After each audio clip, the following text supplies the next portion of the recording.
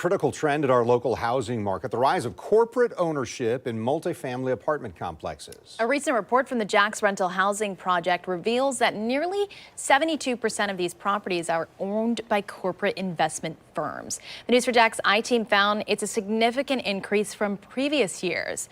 I sat down with the researchers behind the data who say this trend raises concerns about affordability and community stability.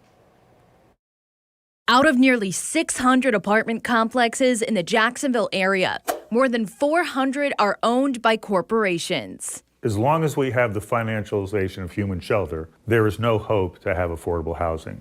Dr. David Jaffe, a professor of sociology at the University of North Florida, has dedicated years to researching financialized ownership patterns and the consequences it has on tenants. Tell me about the motivation behind this research. The motivation behind this research began in 2022 when we were seeing in Jacksonville that rent increases were among the highest in the country. So we're talking about $300 to $400 a month increase. The report highlights that as of 2023, nearly 32,000 multifamily units in Jacksonville were owned by corporations, significantly impacting rental prices and tenant experiences. Research assistant and UNF undergraduate student Katie Renzi spent countless hours compiling the data for the JAX Rental Housing Project. Most of her time was spent identifying the owners. How complicated would you say it was to figure out who owned the properties? I would say pretty complicated. I think a lot of the time it's on purpose that these corporations are trying to hide their identities. Companies like Blackstone and Starwood Capital are among the largest landlords in the area, controlling thousands of units each. However, an individual investor by the name of Jarek Todla owns the most multifamily properties in Jacksonville.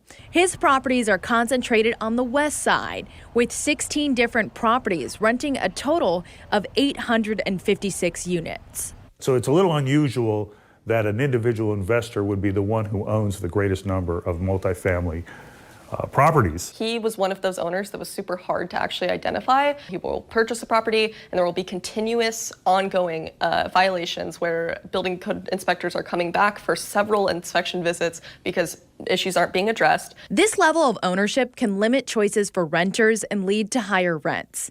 But more significant are the major global investment corporations like Starwood Capital and Blackstone, that between the two of them dominate in the number of properties and the number of units locally. Dr. Jaffe says these are the kind of firms that are driving the relatively recent corporate landlord phenomenon. We go out to some of these apartment complexes and look at the conditions, and they're simply appalling.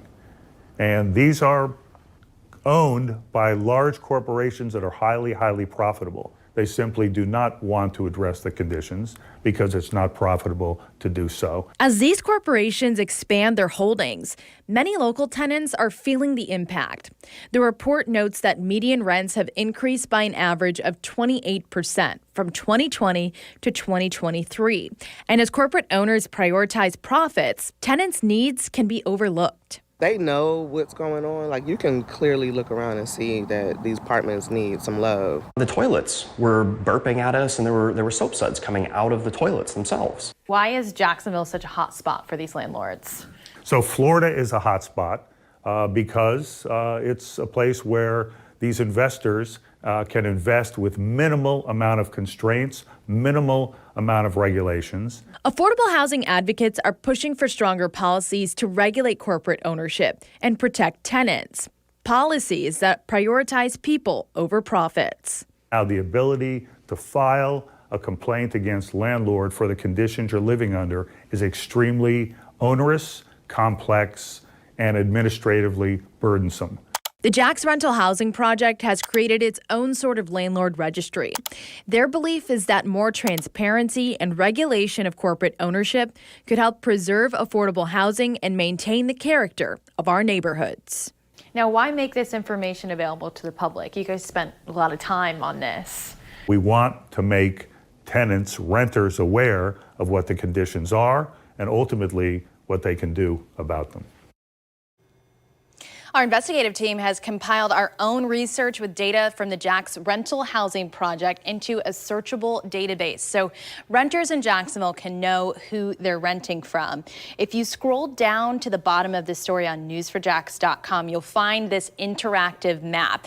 This is where you can actually search your apartment name or address and find out more about who is your landlord. So you can click on any of these tabs, find your apartment, and that will give you all sorts of information about who your landlord is. We've also reached out to the owners we mentioned in this story, Jarek Todla, Starwood Capital, and Blackstone, and we have not yet heard back. But if we do, we will add their response to our story online.